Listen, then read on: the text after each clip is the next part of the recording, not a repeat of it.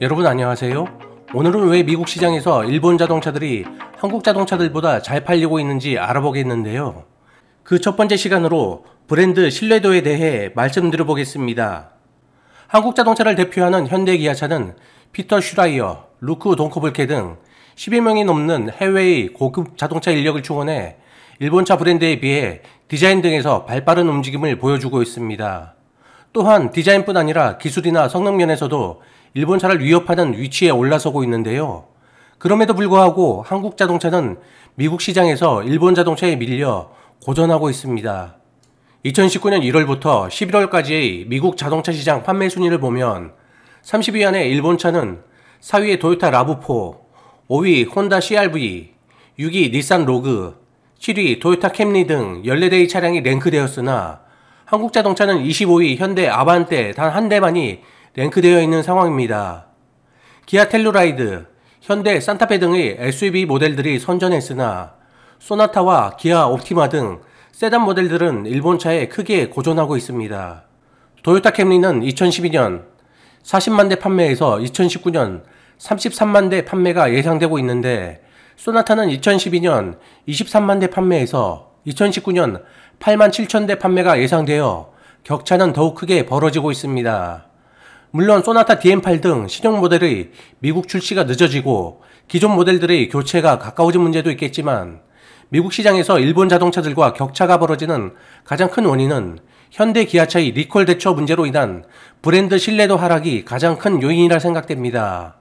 토요타는 과거 렉서스 급발진 사건으로 인해 수년간 큰 타격을 입은 일이 있었는데요. 그런데도 불구하고 짧은 기간 절치부심해 자동차의 품질과 서비스 개선으로 수년 만에 세계 정상의 자리에 다시 올라서게 되었습니다. 현대 기아차는 토요타와 비슷한 세타2 엔진 문제를 겪고 있습니다. 현대는 세타2 엔진의 문제가 발생, 2018년 미국 도로교통안전협회에 화재 사고가 220건 이상이 접수되고 사망사고까지 발생합니다. 이로 인해 현대 기아차 119만 대가 리콜되었으며 최근에도 수차례의 리콜이 이어지고 있습니다. 리콜과 배상이 순조롭게 이어졌다면 사태는 빨리 봉합되었을 텐데 현대 기아차의 리콜에 대한 대응까지 도마 위에 오르게 됩니다. 현대는 엔진 문제가 미국 공장의 청정도 문제 때문이라 발표했으나 한국서 수출한 2011년식 옵티마, 스포티지 16만 4천 대가 2차 리콜되며 미국 공장의 청정도 문제가 아닌 것이 드러나 신뢰는 바닥을 치게 됩니다. 이후 미국에서 판매되는 현대 기아차는 신형 모델이 아니면 소비자들이 기피하는 등 신뢰도 문제가 불거져 판매가 좋지 않은 상황인데요. 현대차가 이를 벗어나기 위해서는 기아 텔루라이드가 그랬듯 신차의 품질, 디자인 면에서 일취월장한 모습을 보여줘야 합니다. 이렇게 잘 만들어진 자동차로 고객을 만난다면 신뢰는 저절로 회복될 것이며 리콜과 서비스 면에서도 더욱 진솔하게 다가서야 할 것입니다. 이런 신뢰를 바탕으로 지속적인 잘 만든 신형 모델이 바탕이 된다면 그때 비로소 일본차를 넘어설 수 있을 것입니다. 그리고 일본차 불매 움직임이 일고 있는 내수시장 역시 소비자들의 움직임에 호응해 고객 응대 서비스를 대폭 개선해야 할 것입니다.